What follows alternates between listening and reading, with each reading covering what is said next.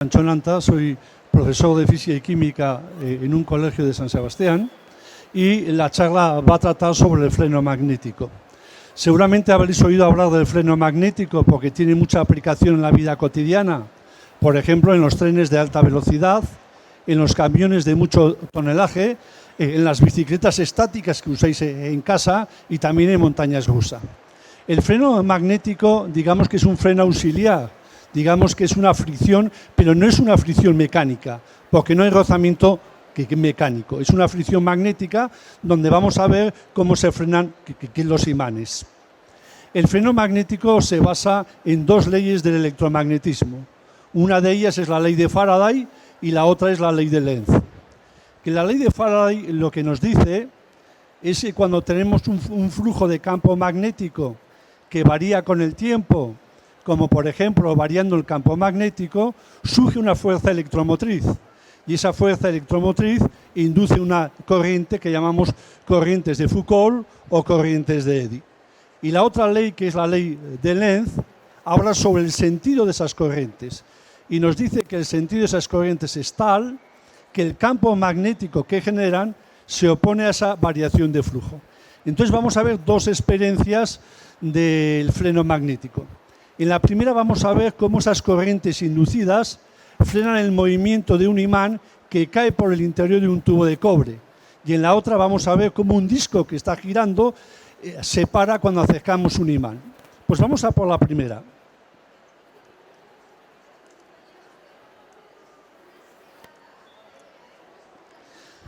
Aquí podéis observar que tenéis dos tubos, un tubo de metacrilato y un tubo de cobre. Ya sabéis que el metacrilato no es conductor, pero el cobre sí es conductor. Y lo que vamos a hacer es introducir por cada uno de los tubos un imán. Y vamos a ver qué es lo que pasa.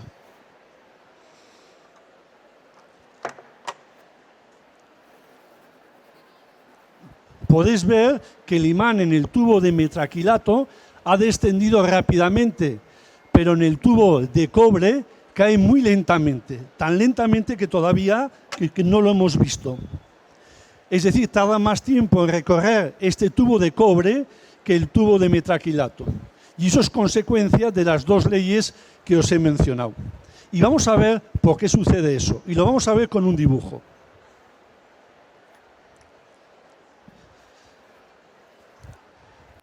Bueno, aquí tenemos un tubo de cobre y vamos a imaginar que introducimos el imán de modo que la cara norte sea la inferior y la cara sur sea la superior. Y vamos a considerar dos porciones del tubo, como si fueran dos pequeños anillos. Este anillo y este anillo de aquí. Entonces, si nos fijamos en la parte inferior, podemos observar que a medida que el imán se acerca hacia esta porción, el flujo magnético norte que la atraviesa aumenta. Y eso va a originar una corriente. Y esa corriente se va a oponer a ese aumento de flujo que hay aquí. Por tanto, esa corriente va a crear un campo magnético que se oponga a ese aumento de flujo. Y eso lo va a originar una corriente cuyo sentido es antihorario. Esa corriente equivale a tener un polo norte. De modo que lo que va a suceder es que el norte de la corriente inducida va a repeler al norte del imán. Y ya sabéis que norte y norte se repele y el imán se frena. En la porción de tubo que está por encima del imán, a medida que el imán baja hacia abajo, el flujo magnético que va hacia abajo disminuye y por tanto se va a inducir una corriente que se oponga a esa disminución de flujo. Por tanto, el campo magnético que cree esa corriente se opondrá a esa disminución de flujo. Y eso lo origina una corriente cuyo sentido es horario. Esa corriente equivale a tener un polo norte. De modo que lo que está sucediendo es una atracción entre el norte de la corriente inducida y el sur del imán. Ya sabéis que norte y sur se atraen y por tanto se repelen. En resumen, podemos decir que en la parte superior, a medida que el imán cae, se produce una atracción entre el norte de la corriente inducida y el sur del imán. Y en la parte inferior, una repulsión entre el norte de la corriente inducida y el norte del imán. Es decir, que el imán va a ser repelido desde abajo atraído desde arriba. Y eso produce un doble efecto de frenado del imán, tanto por la parte superior como la parte inferior. Claro, hemos hablado de que el imán se está frenando, pero nadie ve aquí la frenada. Vamos a ver esa frenada cómo se puede visualizar. Tenemos aquí un tubo de metacrilato que lo hemos insertado en unos cilindros de aluminio. Da lo mismo que sea aluminio o cobre, lo importante es que sea conductor. Y vamos a ver qué sucede cuando dejo caer el imán. Fijaros bien en la frenada. ¿Se ve la frenada? Y vamos a repetirlo. Es decir, veis que cuando el imán pasa por el cilindro de aluminio, se frena. ¿Y por qué se frena? Porque está creando un campo magnético variable. Ese campo magnético variable va a inducir una corriente en el cilindro y esa corriente va a generar un campo magnético que se opone al del imán frenándolo. Y eso se produce tanto en la parte de arriba como en la parte de abajo. Pero también hemos dicho que se inducen corrientes, pero aquí nadie ha visto que se enciende ninguna bombillita. Entonces, ¿cómo podemos demostrar que se inducen corrientes y cómo las podemos ver? Bueno, pues lo que he hecho ha sido insertar un tubo de metacrilato en una serie de bobinas que están conectadas a unos LED. Aquí en ningún momento veréis que las bobinas están conectadas a la corriente eléctrica ni a ningún generador. Si es verdad que durante la caída del imán se generan corrientes, conseguiremos iluminar los LED. Vamos a dejar caer el imán, igual no se ve muy bien la luz que se enciende porque hay mucha luz, pero lo veremos en un vídeo a cámara lenta. Voy a dejar el imán. ¿Habéis visto que se encienden? Repetimos, por si alguien no lo ha visto. Es decir, que a medida que el imán cae, se iluminan los LED, lo que pone de manifiesto que se inducen corrientes en estas bobinas por las que pasa el imán. Y lo vamos a ver en un vídeo.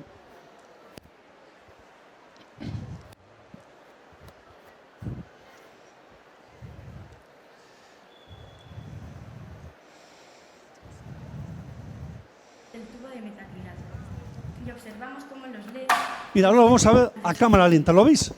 Cómo se van encendiendo los LED. Hemos creado un ascensor indicándonos por... Bien, ahora vamos a la segunda experiencia. En la segunda experiencia lo que tenemos es un disco de aluminio.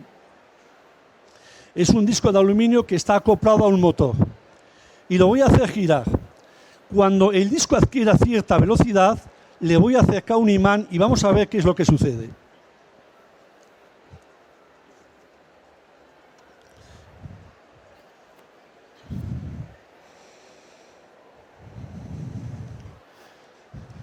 El imán ya está girando, ha cogido cierta velocidad y le voy a acercar los imanes.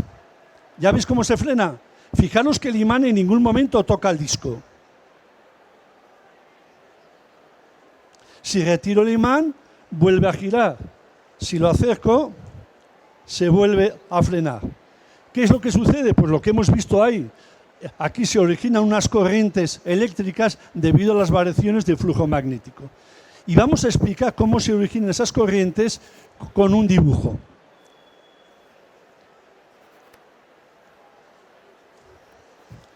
Bien.